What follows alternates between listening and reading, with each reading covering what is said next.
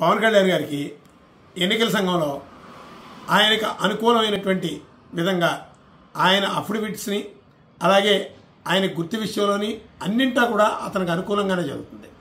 కేవలం representation of people act Pawan Kalyan గారికి చాలా అనుకూలమైనటువంటి విధంగా ఉపయోగించేటటువంటి పరిస్థితులే కనబడుతున్నాయి. ఎందుకంటే rule is rule for all అనే సిస్టము ఎన్నికల సంఘంలో అమలు జరగాలి.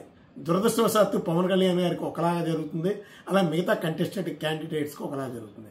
దానికి ఉదాహరణ ఈ మధ్యకాలంలో పవన్ కళ్యాణ్ గారు మీద ఆ గుర్తు మీద మేము న్యాయస్థానాన్ని ఆశ్రయించడం జరిగింది.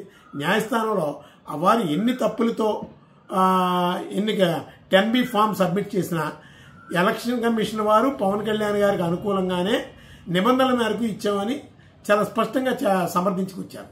అదేవిధంగా మరో విషయం, ఇప్పుడు పిఠాపురంలో ఆయన నామినేషన్ వేశారు. 1984లో నెల్లూరు సెయింట్ పాల్స్ హై స్కూల్లోనూ ఎక్కడో ఆయన SSLC చదివారని. అసలు 84లో SSLC ఎక్కడుంది?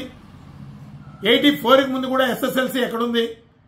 ఆయన ఏమి రాసుకున్నా చెల్లుబాటు అవుతుంది పవన్ కళ్యాణ్ గారి విషయంలో.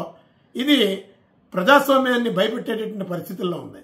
అతను ఎన్నికల అఫిడవిట్లో ఇచ్చేటటువంటి తప్పుడు సమాచారం ఇచ్చినా, అలాగే గుర్తు విషయంలో తప్పుడు సమాచారం ఇచ్చినా ఆయనకంటూ ఒక ఎగ్జంప్షన్ ఉంటుంది.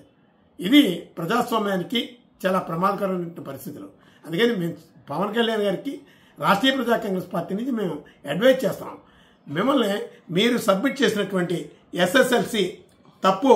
84 బ్యాచ్ వాళ్ళకి ఎవరికి కూడా SSLC లేదు, అంత ముందుకు వాళ్ళకి కూడా లేదు. అందుకని మీరు సరి చేసుకోండి, లేదు మీరు రాంగ్ ఇన్ఫర్మేషన్ ఇచ్చానని అడ్మిట్ అయినా అవ్వండి. ఈ రెండు లేకుండా మీకు నడుస్తుంది కదా అని ఇష్టానుసారం మీరు ఇష్టం వచ్చినటువంటి సర్ప్రెస్డ్ ఇన్ఫర్మేషన్ ఇస్తే మాత్రం అది రేపు ప్రొద్దున సమాజానికి చాలా ప్రమాదకరమైన పరిస్థితులు ఉంటాయని చెప్పి రాష్ట్రీయ ప్రజా కాంగ్రెస్ పార్టీని తెలియజేస్తున్నాం.